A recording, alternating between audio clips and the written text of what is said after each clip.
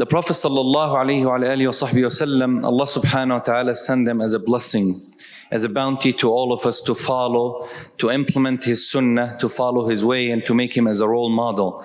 As Ibn Kathir alayhi rahmatullah mentioned, he said, this ayah defines this concept of following the sunnah of the Prophet sallallahu alaihi wasallam and draw a path or a way or a line for Muslims, for believers to follow in their life. قال الله عز وجل لقد كان لكم في رسول الله أسوة حسنة لمن كان يرجو الله واليوم الآخر وذكر الله كثيرا. The Prophet sallallahu alaihi wasallam, his sunnah should be considered in our life, should be revived nowadays to gain the success in this dunya and akhirah. There is no other success without following the man that Allah subhanahu wa ta'ala have chosen for us to follow.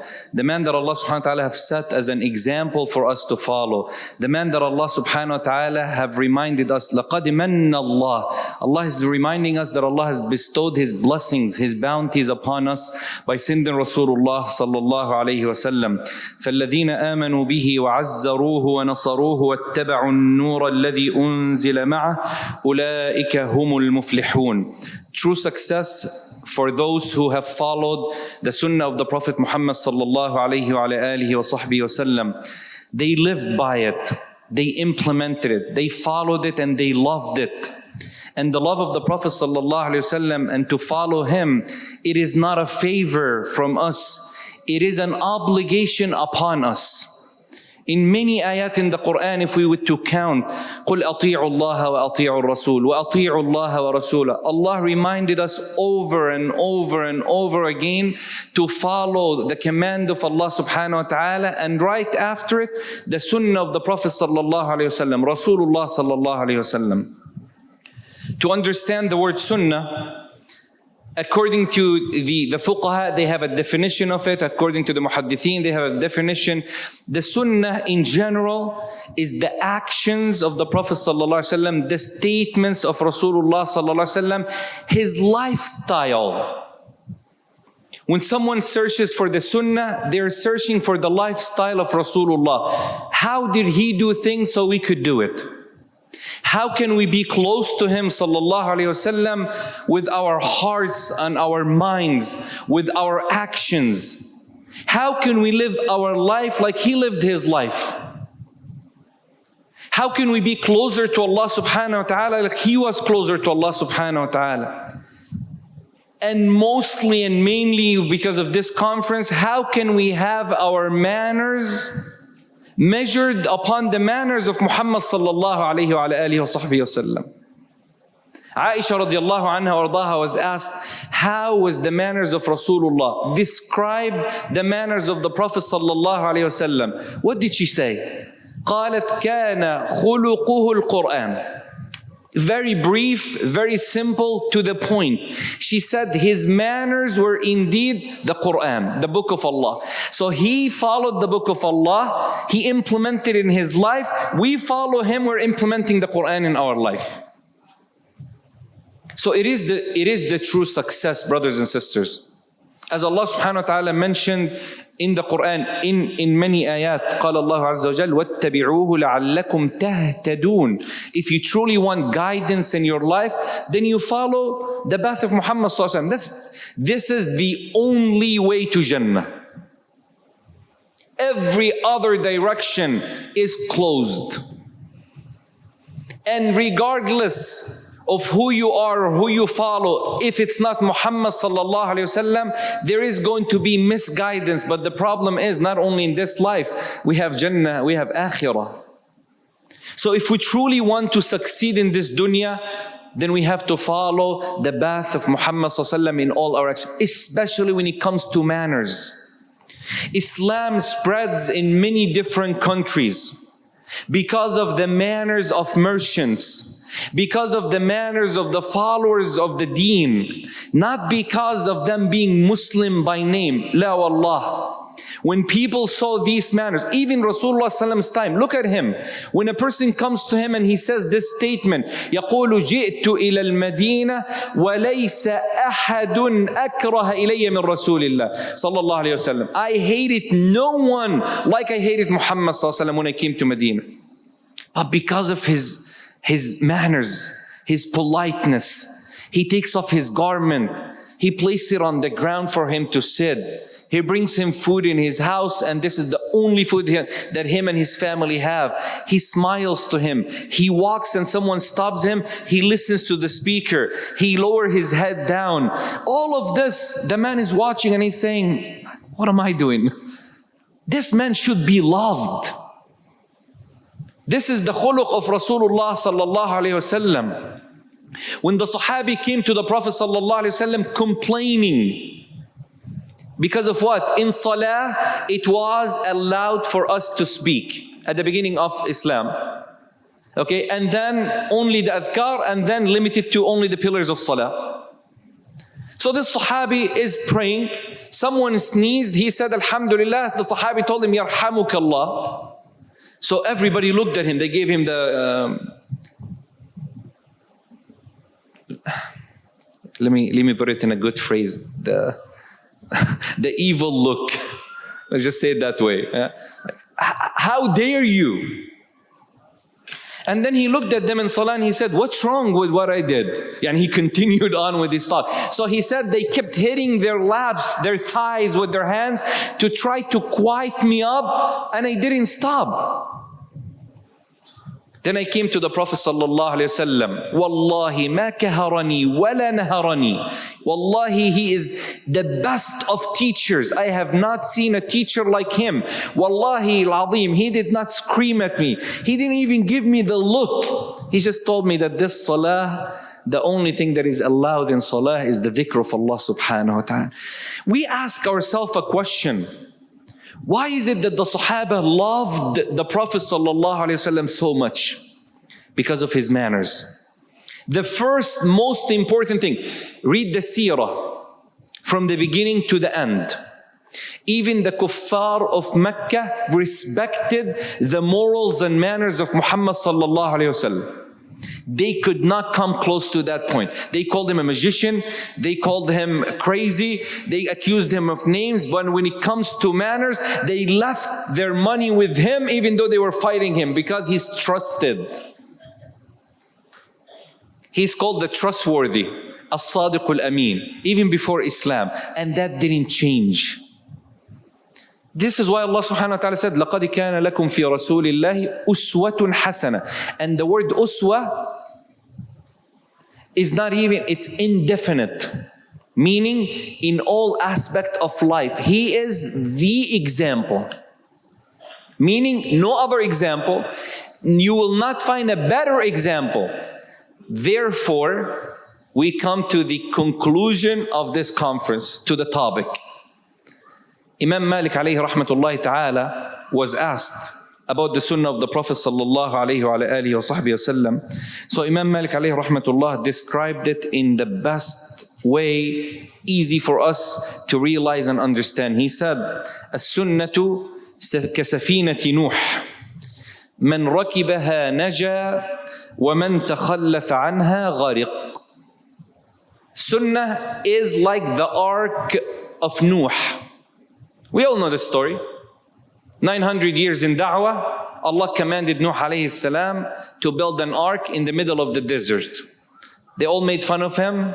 They all laughed at him. They all mocked him. They didn't see what was coming. Same thing. When you start following the sunnah, it is the same path. يقول ابن القيم ما أنزل الله عز وجل على نبي معجزة إلا وجعلها في النبي صلى الله عليه وسلم أو في أحد أتباعه. Every miracle that Allah subhanahu wa ta'ala have sent upon a prophet, Allah have bestowed it upon Muhammad sallallahu alayhi wasallam or one of his followers. Every single miracle. The miracle of Nuh is the living miracle of Muhammad till today, which is the ark of Nuh. Anyone who boarded the ark, what happened to him? They were saved. They didn't drown. The sunnah is like the ark of Nuh. And the caller is Muhammad sallallahu alayhi wasallam. So whoever boards the ark will be saved.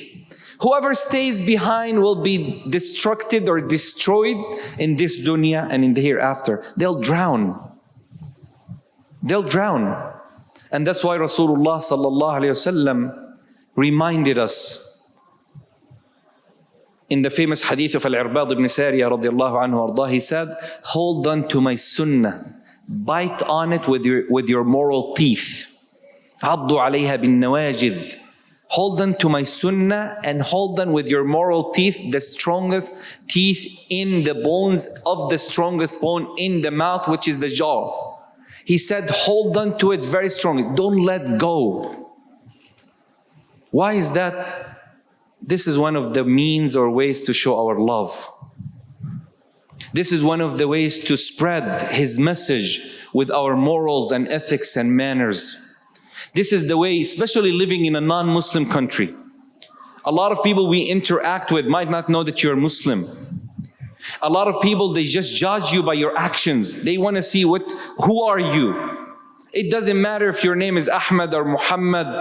It doesn't matter what name you carry, where you came from. People want to see actions. When people see you respectful, honest, trusted. When people see you that you control your angers and you spread that as this is the sunnah. I am commanded to be like that because my prophet was like that. You don't know how much changes can you cause into their hearts. Even more effective than 100 lectures that you could give. One little action. One small action could change his heart. He'll ask you, why? And all you need to do is because Islam said so. Because Rasulullah, our Prophet, taught us to be like that. Our Prophet ﷺ taught us. Once I was traveling, and this person found a wallet full of money at the airport. And the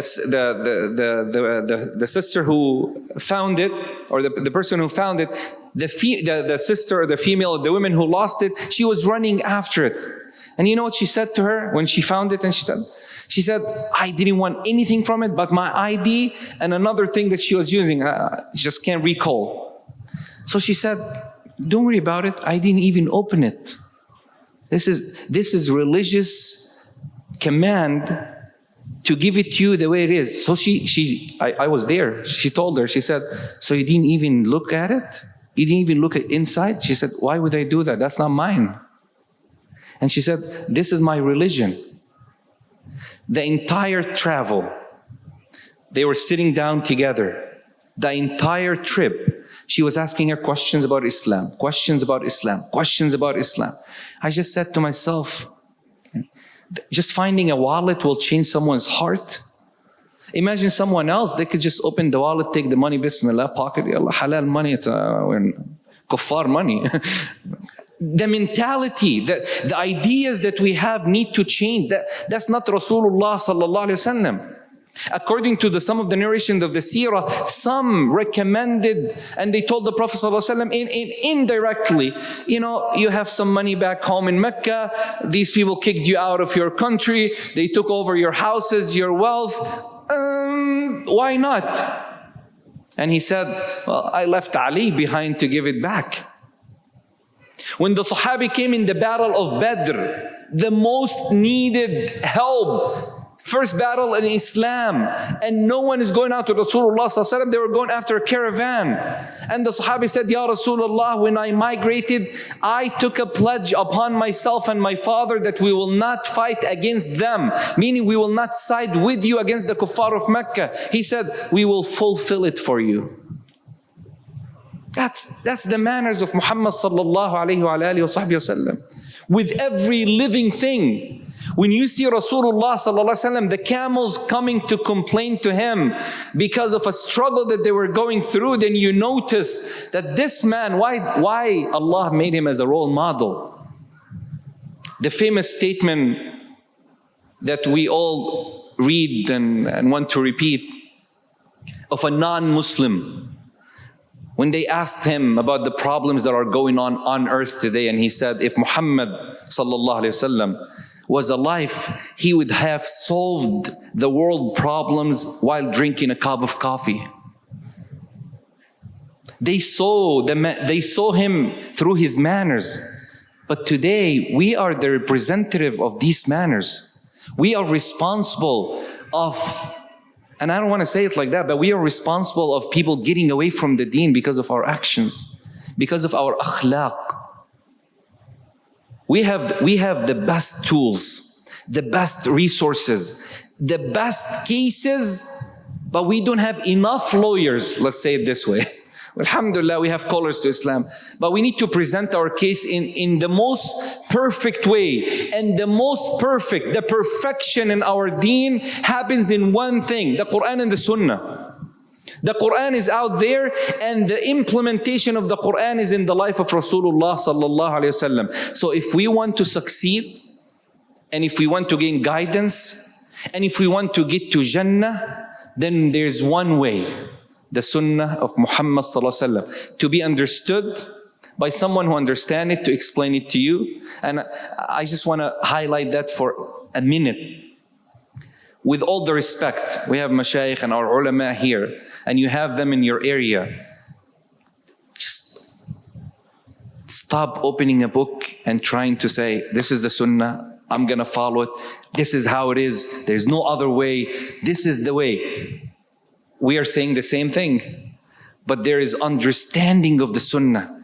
How to use that Sunnah, the hikmah, the wisdom of using the right thing at the right time to the right person.